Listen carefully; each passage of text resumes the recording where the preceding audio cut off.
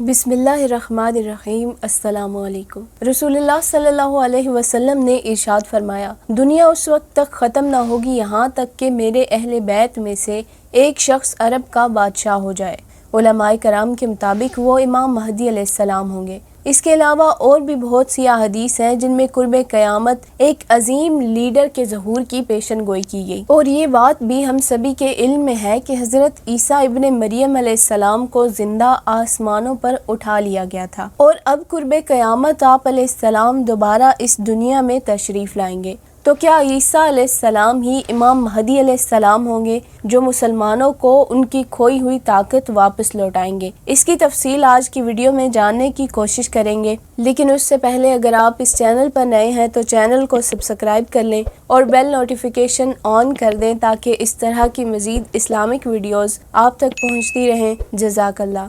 دوستو، علامات قیامت کا جب بھی تذکرہ ہوگا تو حضرت مسیح علیہ السلام کا ذکر لازماً آئے گا۔ حضرت عیسیٰ علیہ السلام اللہ تبارک و تعالیٰ کے وہ سچے نبی تھے جنہیں یہود کی آخری تنبیہ کے لیے بھیجا گیا۔ یہود نے آپ علیہ السلام سے پہلے بہت سے انبیاء کو ستایا، ان کی تکذیب کی اور بہت سوں کو شہید بھی کیا۔ حضرت کعب بن احبار رحمۃ اللہ علیہ کا ارشاد ہے کہ جب حضرت عیسیٰ علیہ السلام نے دیکھا کہ ان کی پیروی کرنے والے کم اور تکذیب کرنے والے زیادہ ہیں تو اس کی شکایت اللہ تبارک و تعالیٰ سے کی، اور اللہ تعالیٰ نے ان کی طرف وحی بھیجی کہ میں آپ علیہ السلام کو مقرر وقت پر طبعی موت سے وفات دوں گا۔ جب آپ علیہ السلام کے لیے طبعی موت مقرر ہے تو ان دشمنوں کے ہاتھوں پھانسی دینے سے آپ محفوظ رہیں گے، اور فی الحال میں آپ کو اپنے عالم بالا کی طرف اٹھا لیتا ہوں، اور جس کو میں اپنے پاس اٹھا لوں وہ مردہ نہیں ہوتا، اور میں اس کے بعد آپ علیہ السلام کو کان دجال پر بھیجوں گا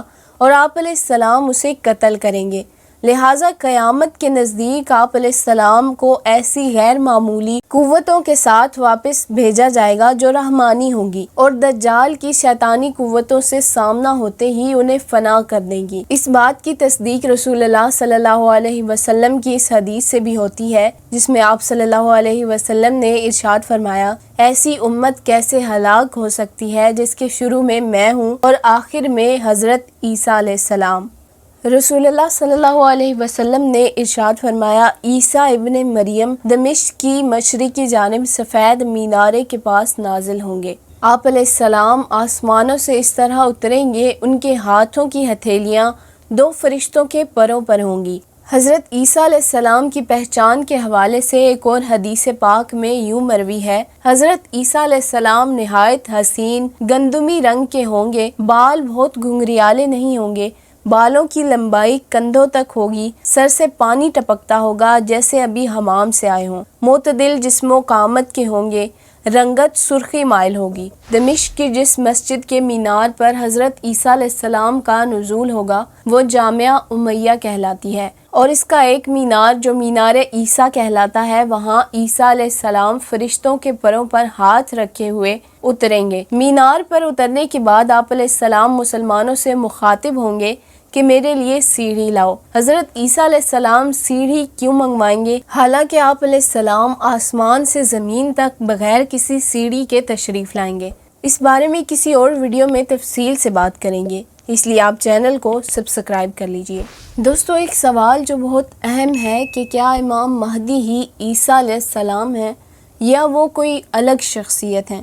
اس سوال کا جواب آپ کو اس روایت میں مل جائے گا۔ روایت ہے کہ نزول کے بعد حضرت عیسیٰ علیہ السلام سب سے پہلے نماز ادا کریں گے۔ جب وہ اتریں گے تو اس وقت صبح کی نماز کی اقامت ہو چکی ہوگی۔ امام مہدی علیہ السلام نماز پڑھانے کے لیے آگے بڑھ چکے ہوں گے۔